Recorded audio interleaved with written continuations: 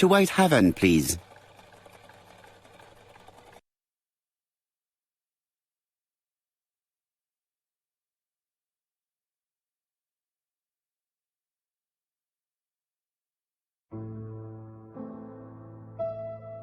Cust's arrest is a great success for you, Poirot. It's all clear now, except maybe one or two details.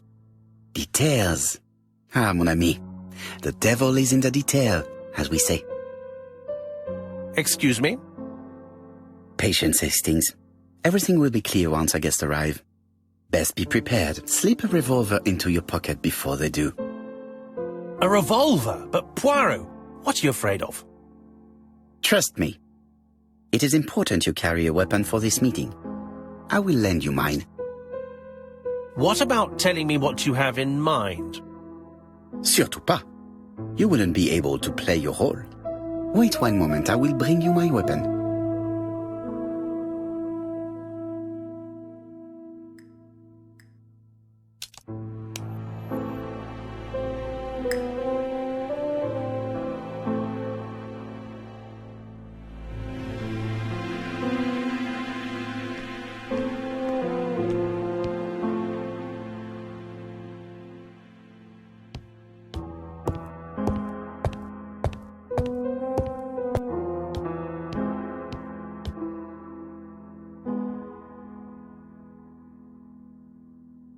The Lancet, September 11th, 1935. General Medical Journal. The alphabet murderer is not psychotic, according to Professor Thompson. In an early issue, we claimed that the alphabet murderer was not psychotic. Our assertion has just been confirmed by Professor Thompson, a Scotland Yard expert, who has spoken to the prisoner at great length. Not all obsessional killers are psychotic, he explained. It is true that Cust has a disturbed personality and memory disorders. But his amnesia, whether real or pretended, does not alter the fact that he was perfectly lucid at the time of his acts. Therefore, he will not escape punishment. Daily Flicker, September the 11th, 1935. ABC affair, Terminus Doncaster, Japp and Poirot arrest the killer. A.B. Cust is the name of the alphabet murderer. The police have arrested him in a hotel in Doncaster. He was preparing to kill his fourth victim, Mr. Dick Dudley Dunbar, the establishment manager. Mr. Dunbar owes his life to the miraculous intervention of Inspector Japp of Scotland Yard and Detective Hercule Poirot.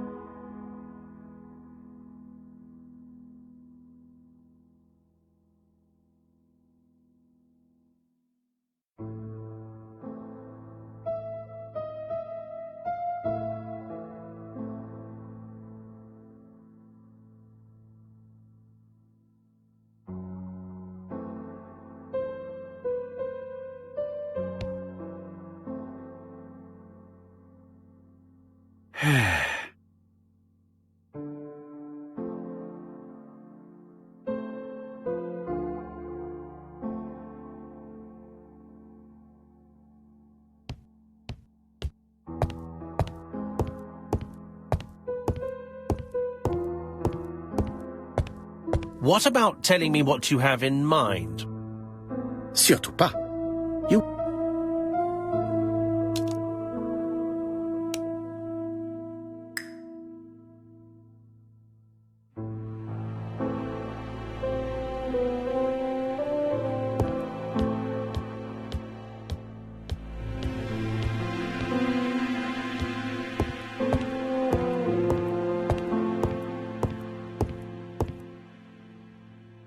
The white ammunition are blank cartridges. The others are real bullets.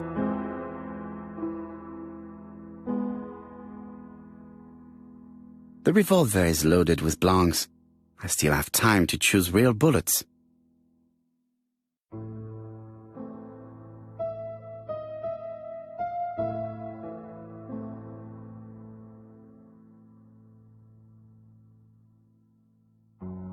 The revolver is loaded with blancs. I still have time to choose real bullets. The revolver is loaded with real bullets. I still have time to choose blanks. The revolver is loaded with blanks. I still have time to choose real bullets.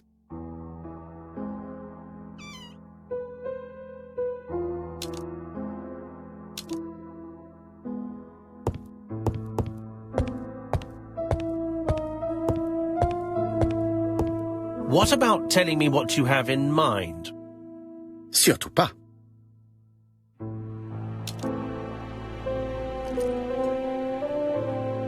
Voila, I entrust you with my weapon. It has hardly been used, it is almost new.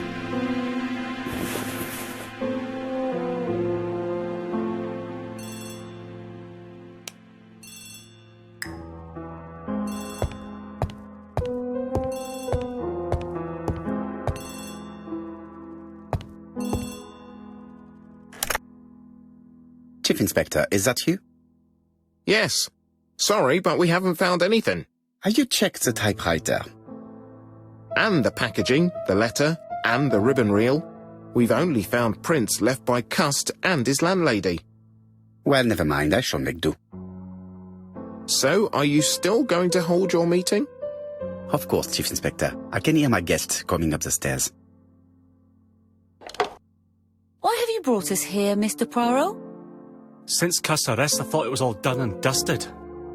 Miss Gray formally identified him, as well as Miss Barnard. Yes, and the stockings he saw drove the same brand as the ones found at my aunt's.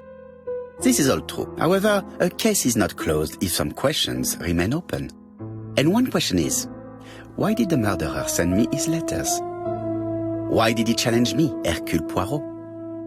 Perhaps he wanted to play with you, to taunt you. Xenophobia? Maybe he didn't like you because you're foreign.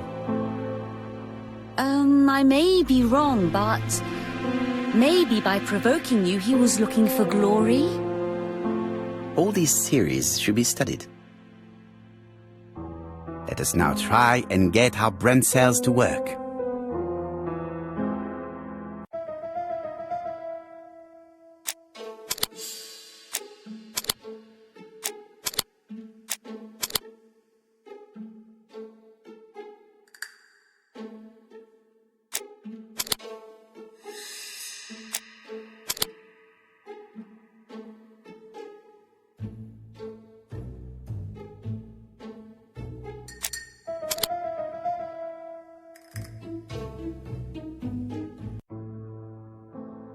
Is everything clear now?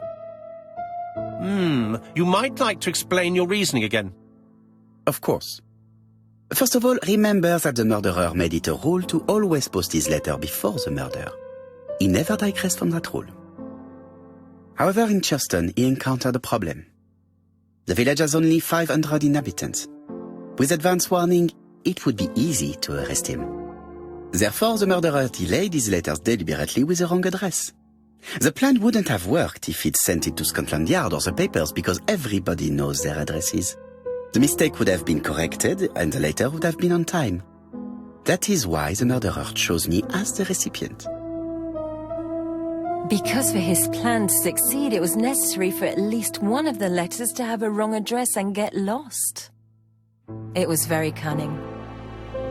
Absolument. It is a very subtle plan. It matches the profile we have drawn up of him perfectly. That of an intelligent, daring and calculating murderer. But that's not how you describe Cust. You are quite right, mademoiselle. Like you, I find it hard to believe that this dull character is the clever murderer we are looking for. Do madmen... I mean, if he's mad, he might have two very different sides. No doubt. But the murderer is not mad. All the specialists agree that he does not have the profile of the psychopath. But if Cust is not guilty, how do you explain his presence at the scene of the crimes? Mr. Clark, the answer to your question is in the medical records of your brother's patients. Documents which Cust most certainly did not have access to. Let us now try and get our brain cells to work.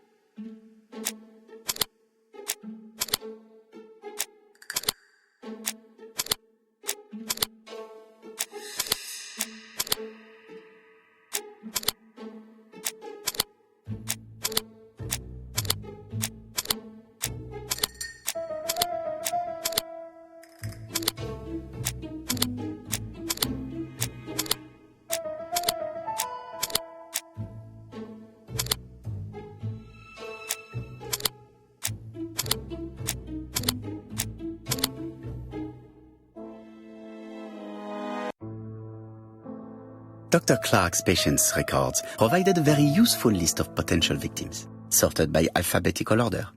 The killer definitely used it, explaining the fact that all the victims were former patients of the doctor. It is this fact that clears Cust once and for all, because he never had access to these records. So how did he happen to be at the scene of the crimes? Either the murderer sent him there, or Cust was following him closely. Cust's highly suggestible nature leads us to the second hypothesis. The murderer was manipulating him.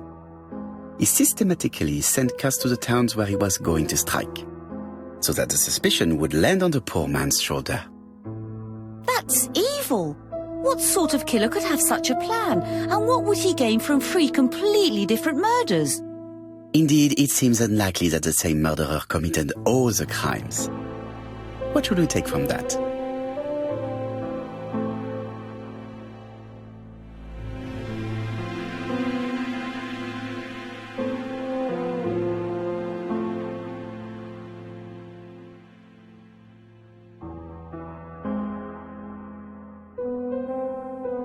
Just one murder was of benefit to the murderer. The others were just diversions. On reflection, there is only one conclusion. The murderer killed once out of interest and twice to divert our attention. This reasoning points at 2 potential culprits. Franklin Clark. Donald Fraser? Yes, mademoiselle. That's good thinking. Mr. Fraser may have killed Betty out of jealousy. Mr. Clark may have killed his brother in order to inherit his large fortune. Both have a motive.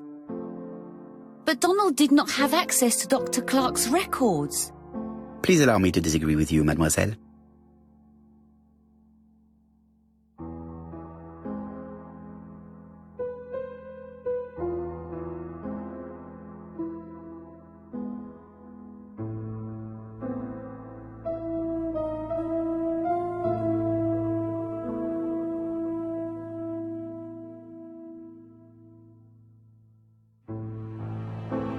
Donald, too, has been treated by the doctor.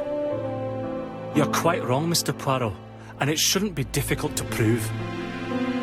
Oui, please excuse me. It was a slip of the tongue. This is what I wanted to say. Donald, Sir Carmichael was one of your firm's customers.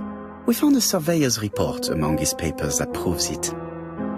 It doesn't prove that I went to Comeside. You could have done it. And you may have used the opportunity to take a look at Sir Carmichael's records. You think I'm guilty? You or Mr. Franklin Clark? That's ridiculous. Both of you have a motive. The question is, which of you has the profile that most resembles the murderer? Let us now try and get our brain cells to work.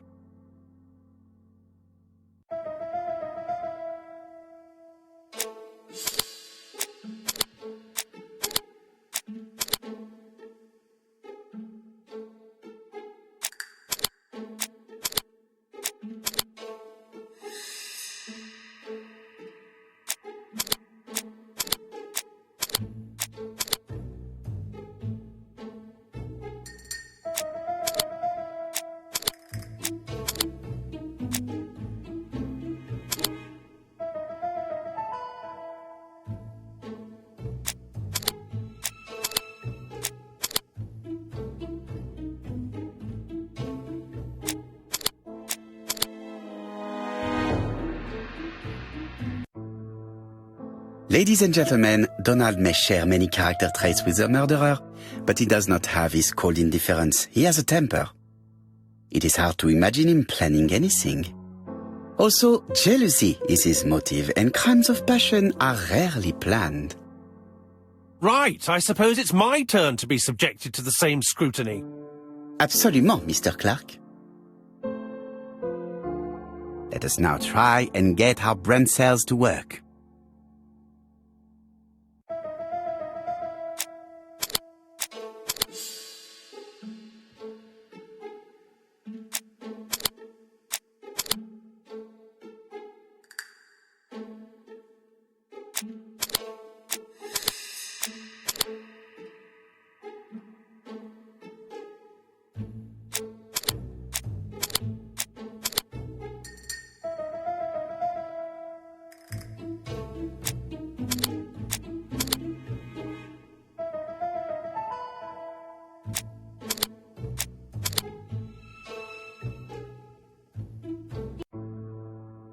As you have all seen, there is a disturbing similarity between Mr. Clark's profile and that of the killer.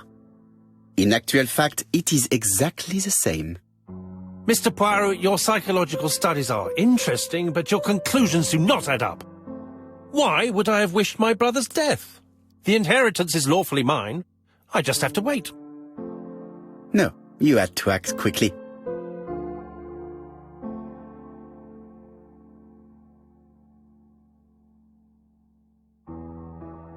Because of Miss Grey. Mademoiselle, although you haven't been telling the truth, there is no doubt in my mind that you would have found a way to marry Sir Carmichael after Lady Clark's death. For you, Mr. Clark, it was a disaster. If Miss Grey had children by your brother, you would not have inherited a thing. You realized the danger after reading several letters from Comside, especially one in which your brother opened his heart to you. So you hurried home from China, and you took action. In truth, Cust was no more than a puppet manipulated by the real culprit. You, Mr. Clark. Such an imagination, Mr. Poirot. In fact, nobody manipulated Cust. The famous instructions he received by post. He wrote them on the typewriter. We know that for sure. Oh no, you know perfectly well that is not true. Eh bien voilà, light has now been shed on the ABC murders. Your theories are ingenious, but you haven't any proof. One point to him. For the moment, I have no material proof. Either I admit to it, or I bluff.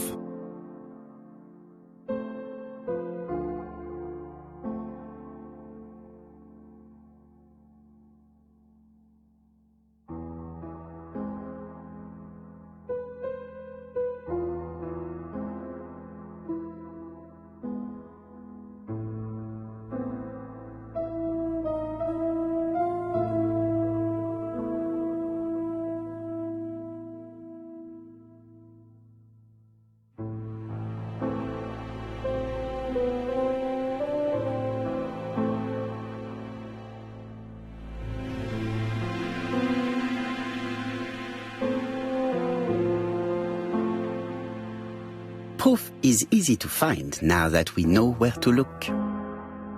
You have nothing on me. You're bluffing, Mr. Poirot. Come on, Thora, there's nothing for us to do here. Don't touch me. Thora! I understand why you never wanted to lend me your new typewriter, and why you were searching through your brother's things. And the hole you dug on the moors. What did you hide there? The knife you used to kill your brother? All right. Well played. I lose. The game's up.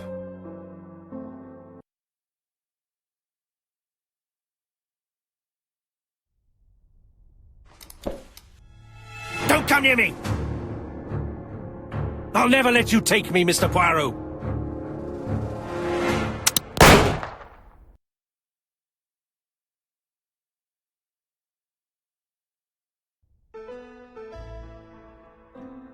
I'm sorry, Mr. Clark, there is no easy death for you. I expected your reaction, so I used blanks. I'm sorry, mademoiselle, but your second chance has been lost. Franklin Clark will never inherit his brother's fortune.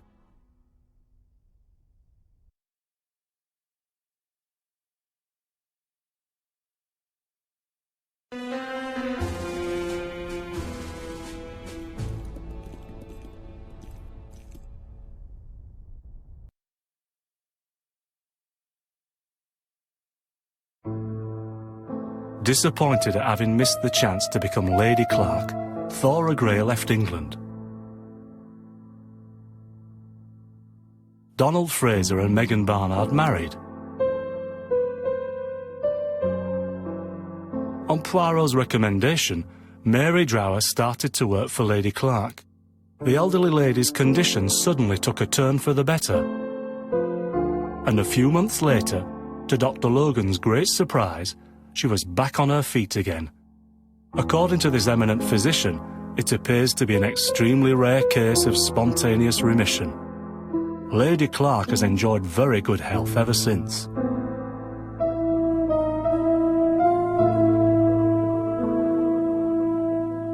Journal of an Innocent, The Incredible Story of ABC. As for A.B. Cust, after being advised by Poirot, he made a great deal of money by selling his story to the press. And as for me, and with business booming, the Black Swan has become the #1 tourist attraction in the whole of Yorkshire, even more popular than York Minster.